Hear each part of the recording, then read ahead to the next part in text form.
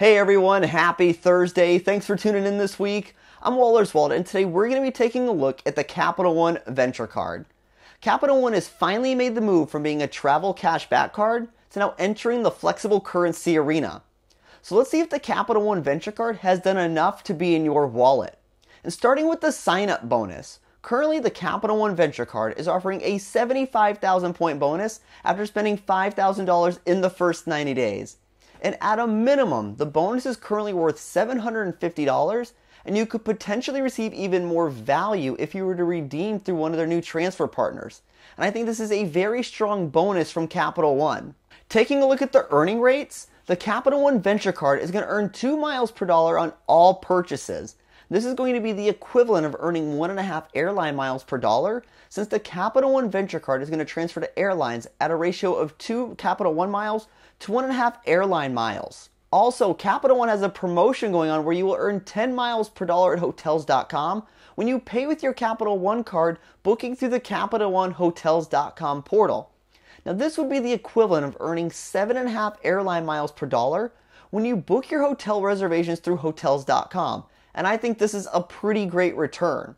Now let's take a look at the Capital One application considerations. And this is probably the largest issue many have with Capital One credit cards, is the fact they pull from all 3 credit bureaus. Now there have been mixed results showing that you can actually be approved for Capital One credit cards when you freeze some of your credit reports. Now I've personally opened plenty of credit cards over the last few years, including a couple Capital One cards, and I've yet to see any negative impact with Capital One pulling from all 3 credit bureaus. But I know for some people, they won't even consider Capital One for this reason alone. And Capital One will allow you to open one Capital One credit card every 6 months, and this does include their business cards. This is something you definitely want to keep in mind if you've recently applied for one of their Saver cards or one of their different Capital One card products. Plus, Capital One has also been tightening up on people who've been aggressive in opening credit cards. So if you've been opening a lot of different credit cards, you might actually want to avoid applying for the Venture Card, or just know that you might not be approved for this card if you were to decide and apply for it. Taking a look at the annual fee, the Capital One Venture Card comes with a $95 annual fee, and it is waived in the first year. Taking a look at the foreign transaction fees, the Capital One Venture Card has no foreign transaction fees and might be a pretty good option for your non-bonus international spend, since it's going to earn 2 miles per dollar on every purchase. Now taking a look at our redemption options, and this is where things start to get really exciting with Capital One.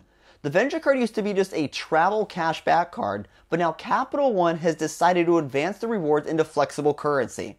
And one of the biggest draws to the Venture Card has always been its simplicity of using the eraser function to redeem your miles at 1 cent per mile on travel charges. And when you make a travel related charge on your Venture Card, you have 90 days from that date to redeem your miles against that charge. And the eraser option is still going to be an option for your miles if you wanted to use it. And realistically, I think for many, they're going to continue to use this option because it's just easy to use.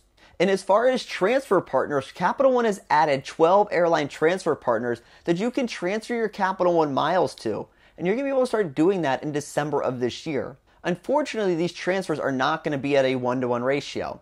You'll be able to move your Capital One miles at a ratio of 2 Capital One miles to 1.5 airline miles. So that really means you'll be earning 1.5 airline miles per dollar spent. And of their 12 airline transfer partners, I think the ones you really want to pay attention to are Airplane, Life Miles, Flying Blue, Etihad, and even Asia Miles. While adding Airline Partners is great, the partners I think worth looking into are already partners with other programs, mainly American Express. So while it's great that we have more options, these partners aren't a game changer. Plus, American Express has the Blue Business Plus, which earns 2 points per dollar on all transactions and transfers to these airlines at a 1-to-1 ratio with occasional transfer bonuses. And I think a glaring omission from Capital One was not having a domestic airline partner on this list. And while you can book domestic flights using partner airlines, it isn't always straightforward, and for some of these partner bookings, it does require more of an advanced skill. I think it would be great to see Capital One add a few domestic partners to this list in the future, and I'm also wondering if Capital One is going to be offering transfer bonuses to these partners, and I think it would be great if they did. And as far as hotels, outside of Hyatt, most hotel points are worth less than 1 cent per point. So using your miles through the eraser option might actually be a good option for hotel bookings, especially if you were to book through the Hotels.com portal for 10 points per dollar and redeem against that charge. I think it's important to note though that if you were to book through Hotels.com, it's very unlikely that you're going to receive your status benefits if you were to have status with that hotel. If this is something that you value, then I probably would recommend you book directly with the hotel as opposed to using hotels.com. But if you're someone who doesn't really care about status, then I would definitely take a look at this option.